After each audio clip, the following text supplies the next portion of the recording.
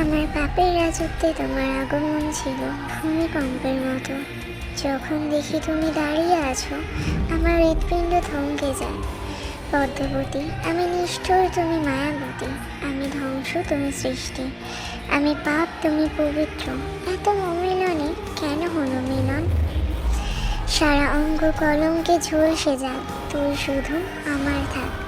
গত 4 দিনের একাংশ যন্ত্রণা যদি তুমি অনুভব করতে, তাহলে আমাকে না মেরে বাঁচিয়ে রাখতে। আমার শাস্তি হতো বেঁচে থাকা। এই যে ধরলাম, মৃত্যুর আগ পর্যন্ত ছাড়ছি না। তোমাকে দেখার তৃষ্ণা আমার কখনো মিটবে না পদ্মবতী। তুমি চাও বা না চাও, পরপারে দেখা হলে আমি আবার তোমার পিছু নেব। আমার সব মিথ্যা হলেও তুমি মিথ্যা ছিলে না পদ্মবতী।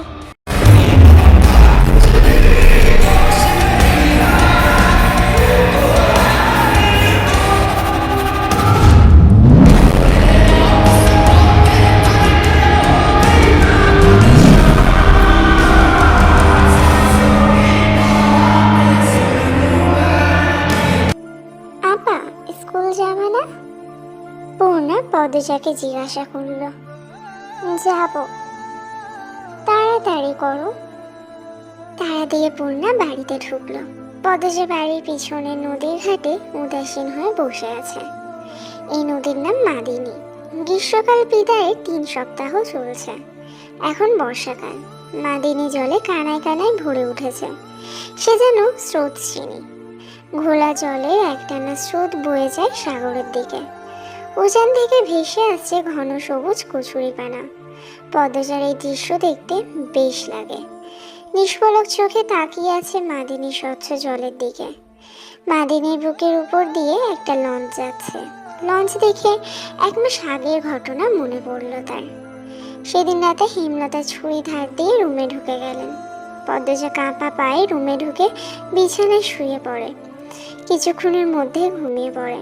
এরপর দিন স্কুল থেকে বাড়ি ফিরে নামাজ পড়ে খেতে বসলো। তখন হিমেল হন্তদন্ত হয়ে বাড়িতে ঢোকে। হিমেল হচ্ছে হেমলতার ছোট ভাই। আপা, এই পদ্ম আপা কই? হিমেলের কণ্ঠ। কি হয়েছে মামা? জবাব দিল পদ্মজা। পদ্মজার প্রশ্ন উপেক্ষা করে হেমলতাকে হিমেল ডাকলো। আপা, এই আপা। হেমলতা বাড়ির পিছন থেকে ব্যস্ত পায়ে হেঁটে আসেন। কি হয়েছে? হিমেল হেমলতাকে দেখে হাউমাউ করে কেঁদে উঠল। আপা, ভাইজান খুন হয়েছে। রাইতে কে জানি মায়েরা ফেলছে রে আপা। হিমেল কাঁদতে কাঁদতে হাঁটু ভেঙে বসে পড়ল। পদ্মজা তাৎক্ষণিক সন্দিহান চোখে মায়ের দিকে তাকালো। হেমলতাকে দেখে মনে হলো তিনি চমকেছেন, অথচ তার চমকানোর কথা ছিল না। নাকি হিমেলের সামনে অভিনয় করলেন। পূর্ণা, প্রেমাকে ওইদিকে আসতে দিস না পদ্ম, আমি আসছি। হেমলতা বাড়ির বাইরে মিলিয়ে যান। হিমেল পাশে খুঁড়িয়ে খুঁড়িয়ে হাঁটছে। ছেলেটা বোকাশোকা, জন্মগত প্রতিবন্ধী। 22 বছরের হিমেল এখনো শিশুদের মতো আচরণ করে। কথায় কথায় খুব কাঁদে। সেখানে তার ভাই খুন হয়েছে। 1 মাস তো প্রতিদিন নিয়ম করে কাঁদবে।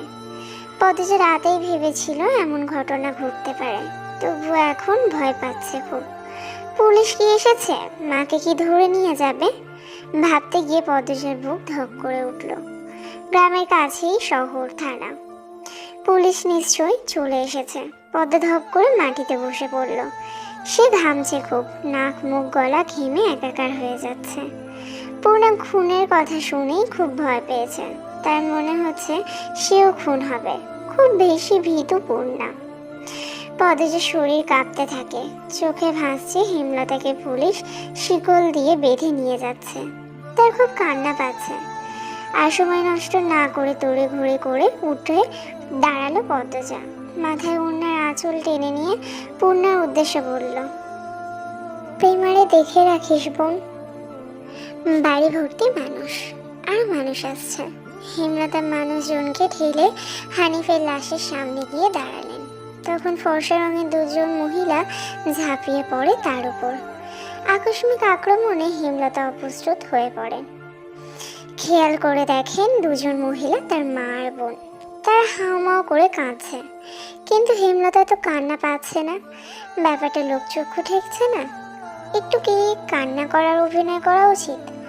হানিফের মৃত দেহ দেখে মনে হচ্ছে কেউ ইচ্ছে মতো কুপিয়েছে। হেমলতা তা দেখে শান্তি লাগছে। এমন শান্তি অনেকদিন পাওয়া হয়নি। পদ্মজা সেখানে উপস্থিত হয়। হেমলতার নজরে পড়ে। ভীত চোখে মায়ের চোখের দিকে তাকালো পদ্মজা। হেমলতা ভ্রু কুঞ্চিত করে আবার স্বাভাবিক করে নেন। পদ্মজা চোখ ঘুরিয়ে দেখছে পুলিশ এসেছে নাকি। চারিদিকে এত মানুষ। পদ্মজাকে এদিক ওদিক উকি দিতে দেখে হেমলতা এগিয়ে আসেন। চোখ মুখ শক্ত করে পদ্মজার মুখ ঘুরিয়ে দেন। পদ্মজা দ্রুত অন্যার আঁচল মুখে চেপে ধরে গোয়াল ঘরে ঢুকে পড়ল। তার মা চায় না সে কখনো এত মানুষের সামনে থাকুক। হেমলতা ঘাড় ঘুরিয়ে দেখলেন পদ্মজা গোয়াল ঘর থেকে উকি দিয়ে বাইরের অবস্থা পর্যবেক্ষণ করছে। কিছুক্ষণের মধ্যে পুলিশ আসলো। জিজ্ঞাসাবাদ করে হানিফের লাশ নিয়ে চলে গেল। লোকমুখে শোনা যায় হানিফ খুন হয়েছে শেষ রাতে। এরপর নদীতে ফেলে দেওয়া হয়। লঞ্চ ঘাটে লাশ ভাসে। হেমলতাকে পুলিশ নিয়ে যায়নি বলে পদ্মজা স্বস্তির নিঃশ্বাস নিল। মানুষের ভিড়ও কমে গেছে। হেমলতার মা কাঁদতে কাঁদতে ক্লান্ত হয়ে উঠোনের এক কোণে বসে আছেন। পদ্মজা গুটি পায়ে গোয়াল ঘর থেকে বেরিয়ে আসলো। হেমলতা পদ্মজার দিকে তাকিয়ে মৃদু হাসেন। সেই হাসি দেখলেন হেমলতার মা মঞ্জুরা। তিনি কিছু একটা ভেবে নেন। হেমলতার কাছে এসে কিরমির করে বললেন, তুই খুন করছস? তোমার কেন মনে হচ্ছে এমন?